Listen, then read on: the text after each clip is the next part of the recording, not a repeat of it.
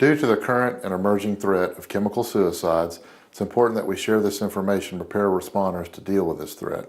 The chemical suicide is the mixture of readily available household chemicals to produce a dangerous and hazardous material gas. The goal of today's presentation is to provide responders with some very basic tools and information to help you plan and prepare for this response. 3 or 4 years ago, responders in the United States had never heard of chemical-assisted suicides. Now it is becoming very prevalent, and as more people become aware of it, it should become a bigger threat for responders. The guidelines and procedures discussed in this presentation should not replace common sense and experience. If a responder is trained to the hazardous materials awareness level, they can manage this incident. It's also impossible to plan for every type of response or situation that can occur out there. And with the current emerging threat of chemical suicides, there is no nationally recognized template, so each jurisdiction and state may need to address that. Also, new best practices, lessons learned, training, and information is coming out all the time, so it's important that we update this information. Please remember that the information in today's presentation is for educational purposes only. Each agency should follow its local guidelines and procedures. It may be important that the information you learn today can be applied to updating or even creating a response plan or guideline to manage these incidents.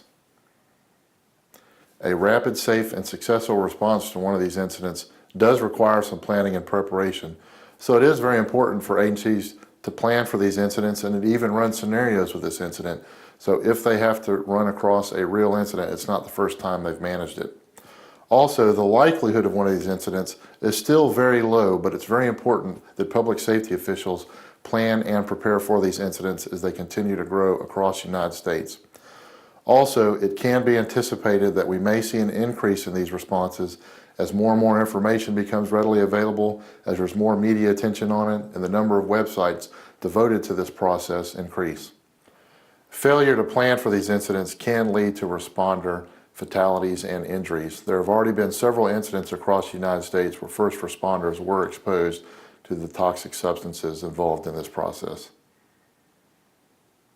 The purpose of this presentation is to provide situational awareness for all responders to be able to recognize the threat, pick up on the indicators, and protect themselves and the public. Also, these situations are commonly occurring in vehicles, closets, dorm rooms, laundry rooms, and any other enclosed or confined space. So, as responders approach these incidents, they need to be more aware if it's an enclosed space, such as a closet or a vehicle. There have already been numerous documented cases within the United States of these incidents occurring. At this time, there's no national database that can tell us exactly how many, but we can find out there's been at least dozens up to hundreds of incidents across the United States.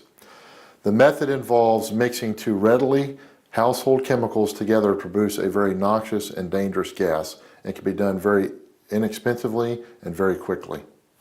The gas produced during this reaction is a flammable and toxic gas, and typically it will cause the victims to very quickly go unconscious and to stop their heart.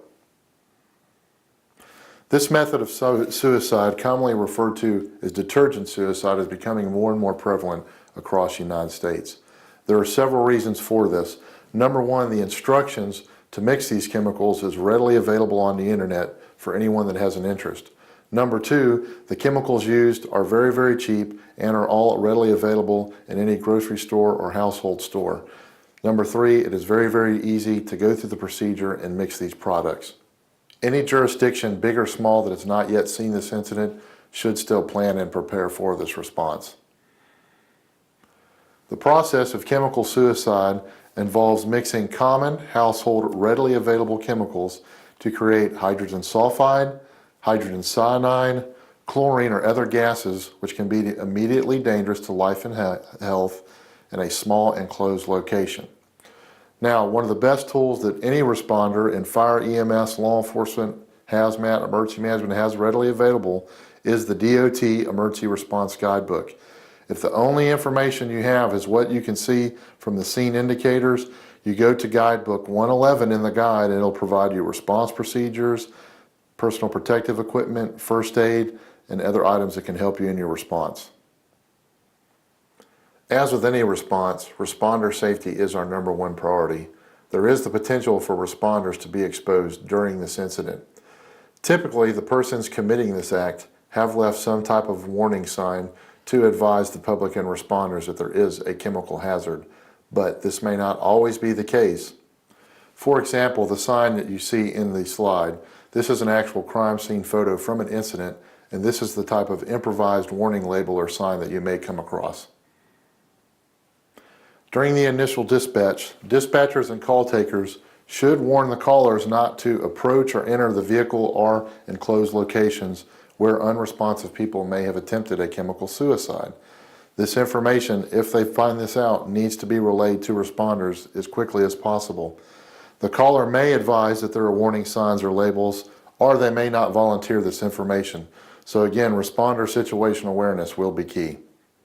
The initial call may come into dispatch for this incident as people seeing the warning and hazardous material signs. It may come in as an unresponsive person in a vehicle, or it may even come in as a welfare check. So any of these incidents can turn into a chemical-assisted suicide. The warning signs that the victims placed on the vehicle or the exterior of the location may become removed, may be detached or dislodged, or even blown away in the wind before responders arrive on the scene. So those may not always be our best indicators. The caller may also not advise the dispatch of any type of unusual sights or smells or any other indicators that will be passed on to the dispatchers and the responders. Proper initial questioning may yield some information if the dispatch knows to ask those questions of the callers. The information, if it's discovered, must be shared with responders immediately before their arrival on scene. The information in this presentation should definitely be shared with telecommunicators and dispatchers because they may be the first chain in that link to warn responders. If you have the indicators that you may have a chemical-assisted suicide, it's very important to use proper PPE, personal protective equipment, and SCBA to carefully size up the situation with any unresponsive person in an enclosed space. If that subject appears unresponsive and unconscious, is not responding to you verbally, knocking on the window, these all become indicators that you may have had this incident occur. If you see tape or plastic over the windows, over the vents of the vehicle, again, there could be single or multiple indicators that you have had this incident occur. Our normal response to an unconscious or unresponsive victim in a vehicle is to break open the window, open the door, and immediately extract them from the car or check that person out. In these incidents, that's not our best choice, our best avenue of attack, because you will see some of these warnings and indicators. Number one, you may see the suicide notes visible or even posted. You may see one or more posted warning signs or hazardous material signs. You may see on the interior of the vehicles the buckets, the pails, the pots, or coolers that the chemical process was mixed in and is off-gassing into the vehicle. You may see empty containers in or outside of the vehicle. You may also have strong or unusual odor like rotten eggs. Once the indicators of a chemical-assisted suicide have been given, full firefighter turnout gear and SCBA should be utilized for initial approach of the vehicle and/or rescue based on your scene size up and on-scene indicators. If the first on scene is a law enforcement agency or an EMS agency, it's very critical at this point that there may be the opportunity to rescue the victim, but we've got to call the fire department as soon as possible. If the first agency on scene is a law enforcement agency or an EMS agency, it's very important to get the fire department there as soon as possible with their turnout gear and the SCBA because they can make the quickest initial approach and possibly rescue that victim. During the initial response, we need to survey the inside and the outside of the vehicle. We're also going to need to determine the responsiveness of the subject. Are they conscious or unconscious? Do they appear to be breathing? Is their chest rising and falling? If the subject is conscious, can they open the door, exit the vehicle, and walk or crawl away into fresh air? Be careful when treating the patient due to the off-gassing that will result of the hydrogen sulfide or the hydrogen cyanide. If the subject is unresponsive and there appears to be no breathing for 30 seconds to a minute, we need to secure the area, back off, and call for the hazardous material team. The most important thing to remember is we need to follow our local guidelines and procedures. Some of the initial indicators you may find upon arrival on the scene: one are the suicide notes that are posted or visible, and two, you may see multiple hazardous material warning signs that the victim placed on the vehicle. Some of the indicators you may see in the inside of the vehicle include buckets, pails, and pots where the product has been mixed in. You may also smell a strange odor, a strong sulfur odor on the outside of the vehicle. In some incidents, the victims have been seat belted in to prevent them from falling on the horn. You may also see that some of the vents have been covered up. In several incidents, the vehicle windows may have moisture on them, or there may be a green or yellow haze. But again, we need to remember to follow our local guidelines and procedures. A chemical-assisted suicide becomes an emergency response and a crime scene at the time it's discovered. Any public safety official who discovers a chemical-assisted suicide is considered first on the scene. This means that they need to call for proper help, evacuate the immediate area, and set up their zones of control like any other hazmat incident. Also, again, it's important to remember this is a crime scene and should be treated as such. First thing we need to do upon arrival upon the scene is survey the exterior and the interior of the vehicle. If possible, determine the responsiveness of the subject. Are they conscious or unconscious? Do they appear to be breathing? Do you see the chest rising and falling? Do you see movement from the victim? If the subject is conscious and can open the door and exit the vehicle, have them do that. Have them walk away or crawl away from the vehicle into more fresh air. If you're dealing with a patient or victim, be careful when treating this patient due to the off-gassing that can occur from their clothing and their breath. This is a result of the chemical exposure they have received. If the subject is unresponsive and there is no apparent breathing for 30 seconds to a minute, we're going to back off the scene, set up those hazmat zones, and call for the hazmat team and fire department. But again, we need to follow our local guidelines and procedures. When it comes to determining whether the victim is alive or dead, it's important to look at your own guidelines and procedures. Our suggestion is to look at the victim for 30 seconds to a minute, but some hazmat SOPs and SOGs may not allow you to stay at that scene long enough. Your SOP or SOG may advise you the moment you see the buckets and the victim in there and the warning signs that you need to pull away. This is something that each agency needs to consider. On the other hand, some SOPs and SOGs may advise us to immediately rescue the victim no matter the circumstances. So again, each department should go back and look at this new threat and how it impacts their response guidelines and procedures. Similar to any other hazardous material response, you need to consider wind speed and direction when determining the need to evacuate nearby locations and structures that are near the incident. Also, some incidents will take place in a structure or building. So in a dorm or apartment building, you need to consider evacuating that floor of the building or even the entire building, depending on the threat. Some of these incidents may occur in a structure or residence. So you need to look for exterior visual signs as you approach the scene. Just like a vehicle, you may have warning signs and hazmat signs that are posted on the front of the house or the apartment or in the hallways or on the doors. These doors may be sealed with tape or towels or some other form or fashion from the interior of the room. Other persons from inside the location may be complaining of difficulty breathing or smelling the smell of rotten eggs or other type of unusual odors. Also, responders may be exposed to these smells as they approach the incident. Again, we need to be prepared to evacuate that location or even the entire building or the surrounding area based on the response. If there is the possibility the victim is sleeping or intoxicated or some other medical condition, attempt to wake them up with a vehicle address system, bullhorn, siren, or some other means or fashion. If they cannot be awakened, at that point responders should perform a thorough recon. You can even perform a recon from some distance from the vehicle using binoculars, spotting scopes, or even mounted cameras. But do a thorough recon before you make the initial approach on foot if you see the warning indicators. Some of the signs that have been posted in the past may not easily be detected or even understood by other people, including responders. So again, don't rely on the victim to provide you all the exact information. Also, signs have been hidden and can be hidden by condensation in the vehicle, frost, snow, or even the vapors that are produced by the reaction can mask those warning labels and signs.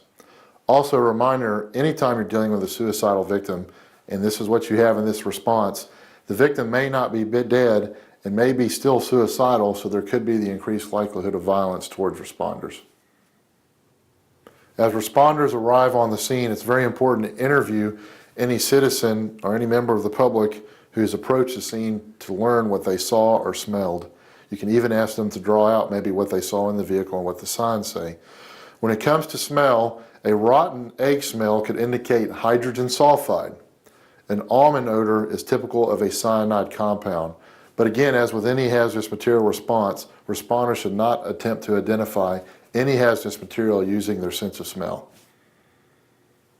If you can clearly see that there are no chemical containers and mixing containers present anywhere in the enclosed space, those containers could be hidden from view, so that may not be your best indicator that there has been a chemical-assisted suicide. So it's very important that on any situation or any scene that responders maintain your situational awareness and observe the entire scene to look for any other warning signs or indicators that you may find. If chemical containers are present, attempt to identify the chemicals from their labels, from the container itself, or maybe even receipts that are laying around or that you may find on the scene. All these may help you identify what process was created. Now, there are several different reactions that can take place. One reaction may utilize an acid found in many common cleaning compounds, and a sulfide that's present in many different paints, insecticides, and shampoo. That is utilized to produce hydrogen sulfide. The hydrogen sulfide chemical process is the most common chemical-assisted suicide that is taking place right now. The presence of containers of potassium cyanide or any other cyanide compound would indicate a reaction that is producing hydrogen cyanide, which again is a very toxic and dangerous chemical. This is less common than the hydrogen sulfide reaction, as the cyanides are not as easily obtained but have still been emerging as a threat that you may come across.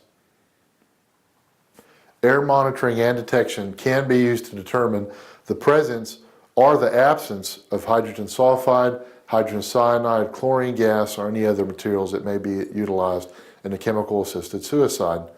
One option for hazardous material teams is to put small holes to allow a probe to be entered into a vehicle or into a structure, or even in the gap between a door and the floor to put it into a room, using colorimetric tubes, Draeger tubes, and other hazardous material monitoring equipment. So that tells us that a properly trained and equipped hazardous material team is the best option for these responses. At this point, if it's been determined that the patient is deceased, all we need to do is secure the scene and wait for a hazardous material team. Even if this takes an hour or two for a regional team to arrive, that is our best and safest option for the responders. Both hydrogen sulfide and hydrogen cyanide are very flammable. At this time, there's been no incidents of fire reported at a chemical-assisted suicide scene, but the concentrations may not typically reach the LEL or the lower explosives limit except at very close proximity to the mixing containers or the pails. So what that means is responders should eliminate ignition sources that are near the source. Vapors inside the space should be ventilated to the outside of the vehicle or the structure. Also, if you're beginning the ventilation process, ensure no one will be endangered by those vapors before using natural or forced ventilation to air out the location. Positive pressure ventilation can be used to reduce vapors inside a residence or structure. It's also very important to remember that the reaction may restart if that bucket is moved. So the bucket removal and identification is an excellent job for that hazardous material team. Whether the incident is a victim rescue or a victim recovery, the clothing should be removed and double bagged due to off-gassing. Also, responder clothing and personal protective equipment should be laundered before being reused. If alive, the victim needs to be immediately stripped and decontaminated on the scene with soap and water before being transported from the scene to a hospital. This can be done very rapidly with the water off of a fire truck if necessary. From an emergency medical response, it is important to remember that these victims can off-gas through their breathing during treatment. So emergency medical service responders may need to have proper PPE on, and the hospital may need to initiate its hazmat procedures and decon teams to manage this patient upon their arrival. Responders must initially utilize emergency decon for rescue operations. This would include both the victim and the responders. Once a more detailed plan is put into place, you will need to provide technical decon for the hazmat entry team and those involved in victim removal and recovery. Also, once a victim is removed, the deceased victim will still need to be decontaminated and should be covered by a sheet on the scene, as a deceased victim could even possibly be off-gassing. As you can see from the crime scene photo on this slide, again, there is a variety of warning labels and signs that you may be seeing that were printed off and placed on the site to warn responders. On slide 35, there are some nationally recognized references that would be available to you if you needed additional information or references. Also, some final notes on the response to a chemical-assisted suicide. It's very important that all responders utilize the incident command system and build an incident command post, so the multiple agencies on scene are working together in a unified command to make the safest and the best possible answers for the incident. It's very, very important to notify EMS and the hospitals of the victim exposure so that we can avoid contamination of both the ambulance and the hospital. Also, it's very important to establish our normal hazmat zones of control, our hot zone, our warm zone, and our cold zone for this incident.